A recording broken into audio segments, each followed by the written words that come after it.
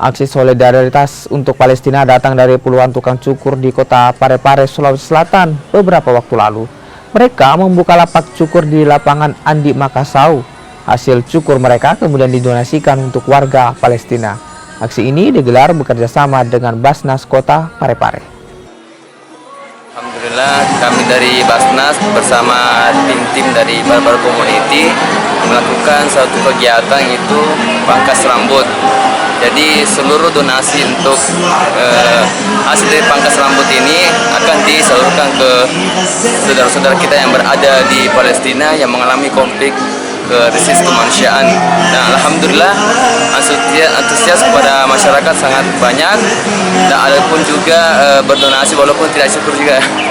Alhamdulillah, semoga apa yang disediakan, didonasikan semoga menjadi bukti perjuangan kita terhadap saudara-saudara kita yang berada di Palestina. Allahu Akbar.